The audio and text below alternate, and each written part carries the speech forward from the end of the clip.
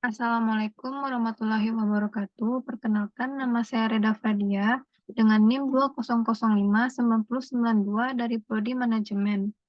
Baiklah, pada video kali ini saya akan mengerjakan tugas statistika multivarian, yaitu mengolah data di aplikasi Smart PLS.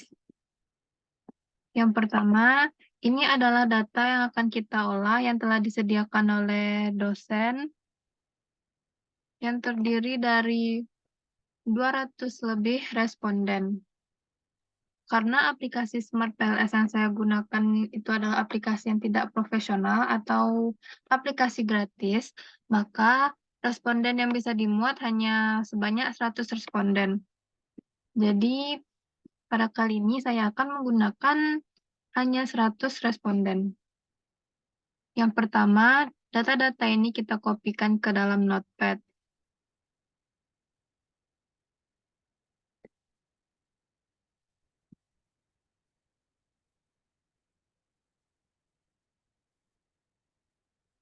Yang kita copy itu dari X1 sampai dari Y1 sampai X3, copy sampai ke 100 responden.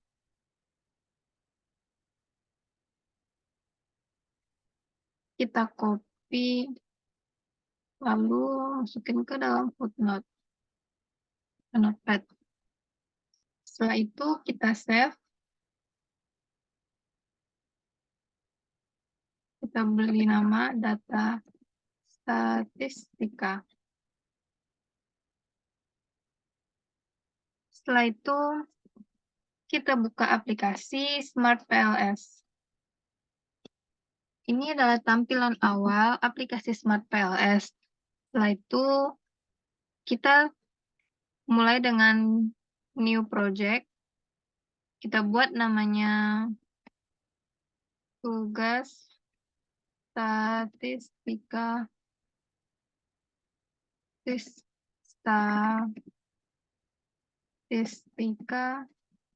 multivarian. Lalu kita klik create. Di sini ada dua pilihan, ada import data file dengan create model. Yang kita lakukan adalah import data file. Kita masukkan data yang dari Notepad tadi, lalu klik open. Maka di sini kita klik import. Berikut adalah tampilannya. Ini ada indikator, ada correlation, ada raw data.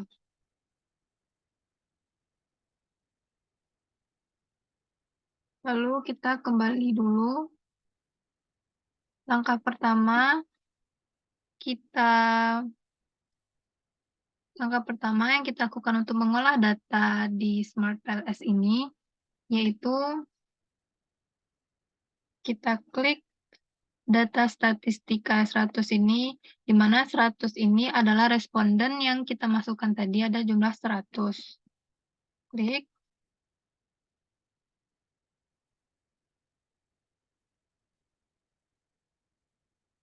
Lalu yang ini, kita klik model, kita pilih model tipenya dengan PLS, SM, lalu kita buat model namanya yaitu PLS SEM tugas statistika. Lalu kita save. Lalu tampilan yang keluar akan seperti ini. Hal yang pertama kita lakukan adalah membuat diagram atau hubungan antara variabel satu dengan variabel lainnya. Di mana di sini antara variabel Y1 dengan X1, X2, dan X3. Di mana contoh hubungannya telah digambarkan di contoh data yang diberikan oleh Bapak. Ini ada Y dengan X1, X2, X3. Yang mana Y mempengaruhi X1, Y mempengaruhi X2, dan Y mempengaruhi X3. Maka data seperti ini yang kita akan pindahkan ke aplikasi Smart PLS-nya. dengan cara Y1 kita geser, kita tarik ke seragam putih ini, lalu kita klik Enter. Maka keluar lingkaran pink, di mana ini adalah variabel latennya, dan ini yang berwarna kuning.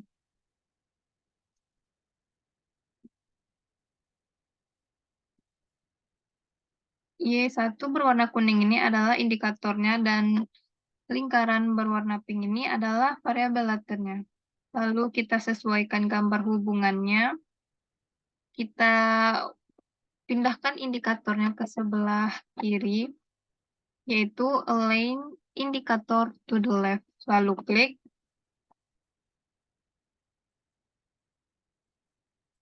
Untuk X1, X2-nya juga demikian. Kita tarik, lalu klik Enter. Tarik, klik Enter. Tarik, klik Enter. Lalu kita rapikan.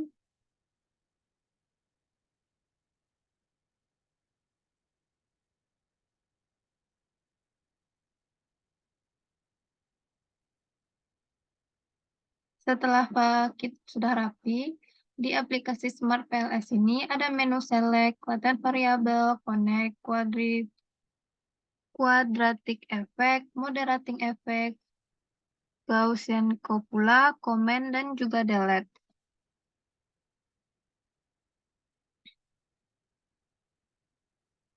Untuk menghubungkan antara Y1 dengan X1 dan X2, X3-nya, lalu kita klik Connect, lalu kita tarik Y1 ke X1, maka akan muncul panah.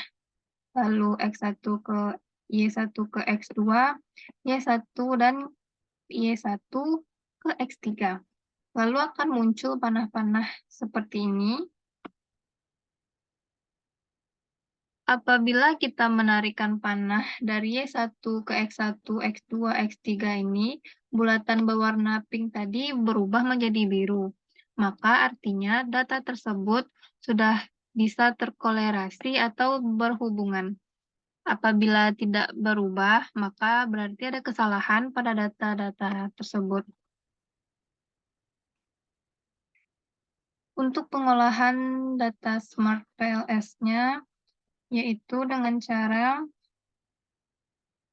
kita klik Calculate, lalu kita klik LSM Algorithm, lalu kita klik Start Calculation.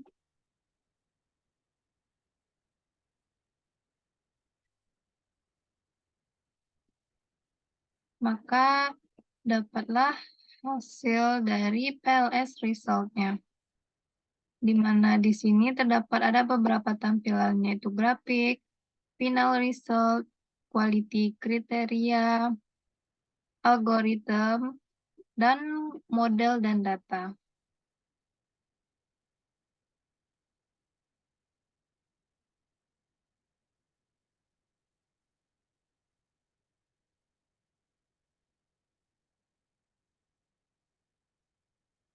Yang pertama ada grafik. Di sini terlihat ada angka-angka yang muncul. Di sini terlihat ada angka antara X1 biru dengan X1 warna kuning. Terdapat nilai 1,00, 1,000, dan 1,000. Ini adalah loading factor. Di sini, apabila loading factor memiliki nilai lebih dari 0,7, berarti dia telah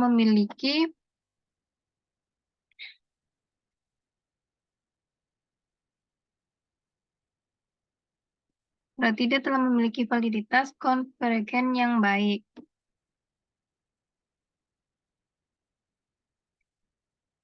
Karena di sini loading faktornya telah bernilai lebih dari 0,7, yaitu 1,000, maka data ini memiliki validitas konvergen yang baik.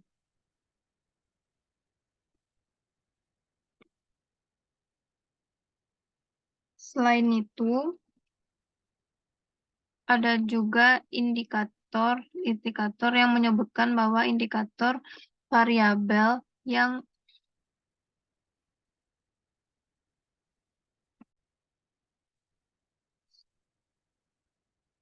Ada juga literatur yang menyebutkan bahwa indikator variabel dengan loading faktor 0,6 juga bisa dikatakan sudah baik atau sudah bagus.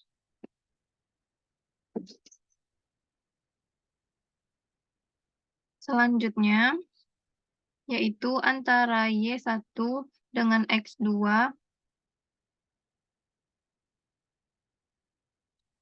atau Y1 dengan X1, Y1 dengan X2, Y1 dengan X3 juga terdapat beberapa angka, yaitu angka sebesar 0,398, 0,619, dan 0,550, di mana angka di sini merupakan koefisien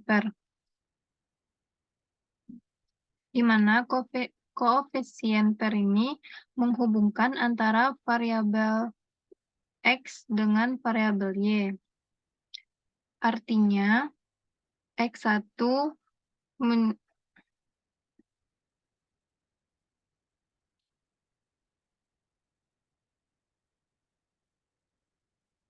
Artinya, X1 menyumbang 0,398 dalam menilai Y1.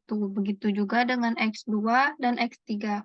Yang berarti X2 menyumbang 0,619 dalam Y1 dan X3 menyumbang 0,550 dalam menilai Y1.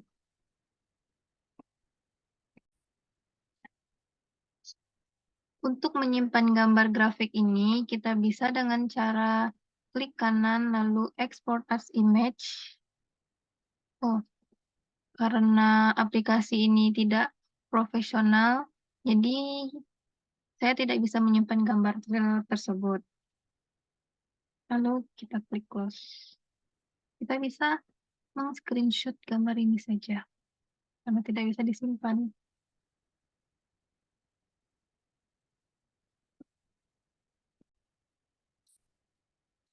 Untuk analisis selanjutnya, kita bisa melihat contract liability and validity, discriminant validity. Lalu kita klik. Karena di sini tidak terdapat hasilnya, karena pada data kita tidak tersedia model karena hanya berisi item saja. Sehingga untuk kontrak reliability dan validity-nya tidak dapat ditampilkan. Lalu analisis selanjutnya yaitu discriminant validity. Di sini juga tidak dapat ditampilkan hasilnya karena model data pada model kita adalah data tunggal atau model tunggal. Selanjutnya, lakukan analisis pada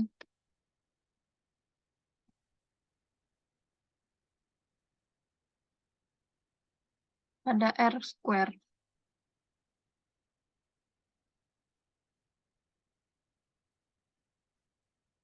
Terlihat data pada R-square-nya, terlihat pada X1 nilai S-square-nya 0,159, X2 memiliki nilai 0,383, X3 memiliki nilai 0,303, di mana nilai R-square ini apabila di atas 0,26 berarti modelnya sudah bagus.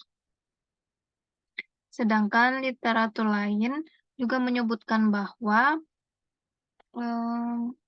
kriteria R-square ini dapat dikategorikan menjadi 3, yaitu kategori pertama,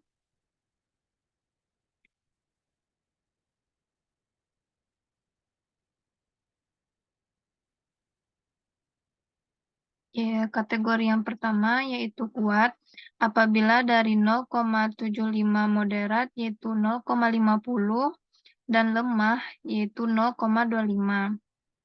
Pada data Hasil ini, data kita sudah dikategorikan bagus karena sudah lebih dari 0,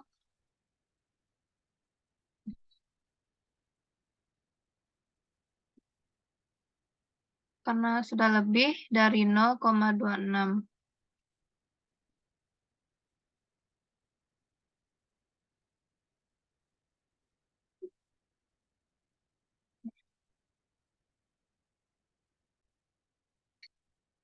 Untuk kategori kuat, lemah, atau moderatnya, di X1 merupakan kategori lemah karena merupakan lebih, atau salah, maaf, ke X1 dikategorikan lemah karena kurang dari 0,25.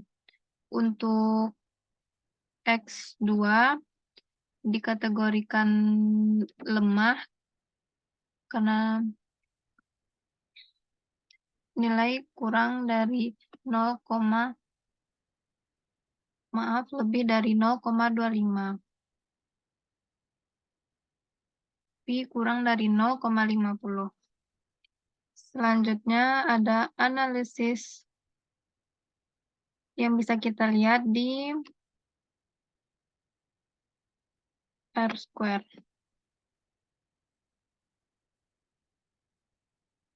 Lalu kita juga bisa melihat nilai dari F-square, di mana nilai F-square-nya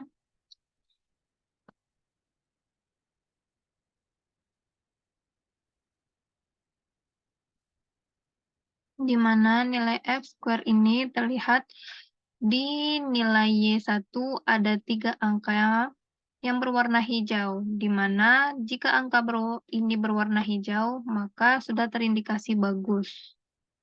Selain itu juga memiliki kriteria apabila besar di nilai 0,35, kecil, saya ulangi, apabila besar di nilai 0,35, kecil 0,62, dan moderat 0,15.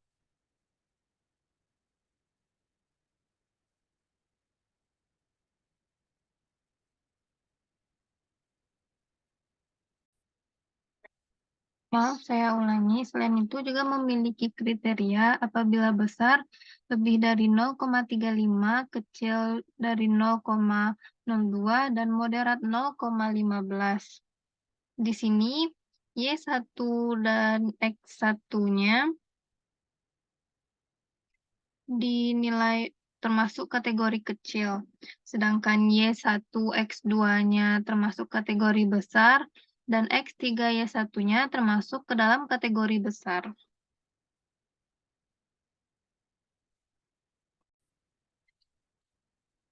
Selanjutnya, tulis di sini ada hubungan Y1 ke X1, yaitu ada 0,189 berarti terkategori kecil. Y1 ke X2 ada 0,621 termasuk kategori besar.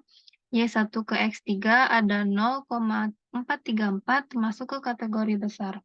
Lalu di sini ada bar chart dari F-square.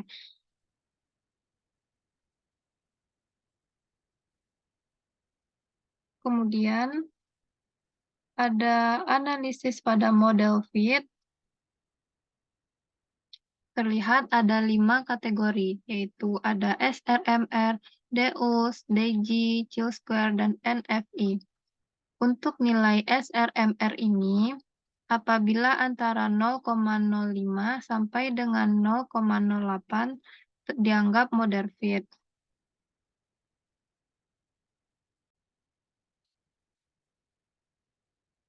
Dan untuk NFI-nya,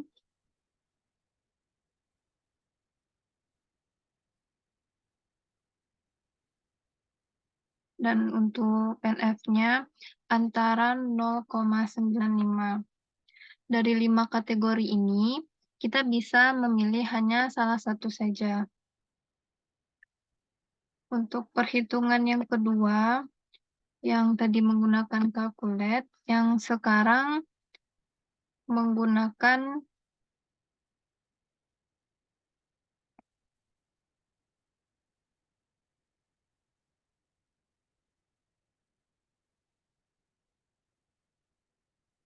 yaitu menggunakan analisis bootstrap. Jadi yang ini kita kembalikan dulu ke edit, lalu kita pindah ke menu calculate. Yang ini kita pilih bootstrapping. Lalu kita klik start.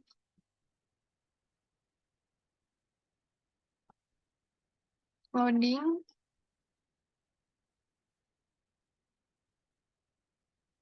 Bukan.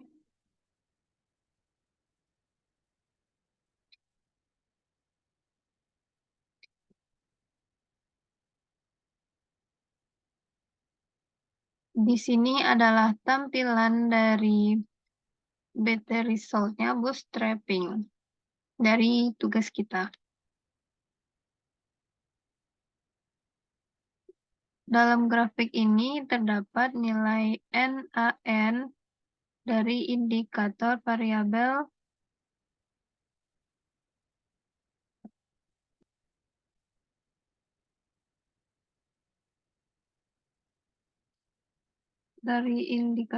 variabelnya. Karena data ini hanya menggunakan data tunggal, sehingga nilai T statistik tidak dapat muncul.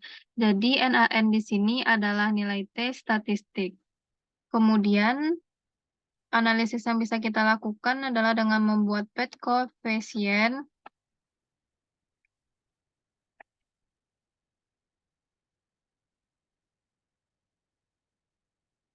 Di sini muncul beberapa kolom, itu ada yang menghubungkan antara Y1 dengan X1, Y1 dengan X2, Y1 dengan X3. Di mana beberapa kolomnya terdapat original sample, sample mean, standard deviation, t-statistic, dan p-value.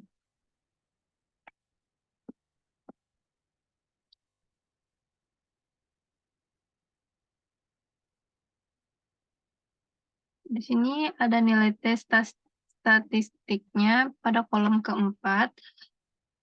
Untuk Y1 yang menghubungkan X1, nilai T statistiknya bernilai 3,920.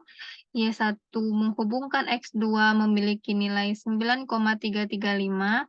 Dan untuk Y1 dengan X3 memiliki nilai T 7,202, di mana dengan indikator yang mana apabila nilai statistik lebih besar dari 1,96, maka dapat disimpulkan bahwa hubungan antara variabel laten ini adalah signifikan. Jadi apabila dikategorikan tadi, nilai T statistik ketiga variabel ini lebih besar dari 1,96, jadi dapat disimpulkan bahwa variabel ini yang X1, X2, X3 ini merupakan signifikan. Baiklah, selanjutnya di sini juga terdapat kolom original sample yang juga disebut dengan koefisien PET. Di sini terdapat nilai 0,398 untuk Y1 menghubungkan X1, lalu X2 0,619 dan X3 bernilai 0,550. Di mana apabila nilai original sample atau nilai koefisien PET ini bernilai positif, maka memberikan hubungan yang bersifat positif juga. Yang mana artinya jika semakin besar X1, maka akan meningkatkan Y1. Begitu juga makin besar nilai X2,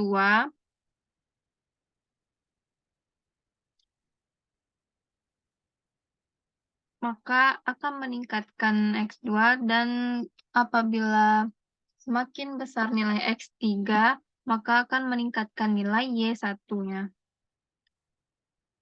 Baiklah, sekian pemaparan data Smart PLS yang dapat saya sampaikan.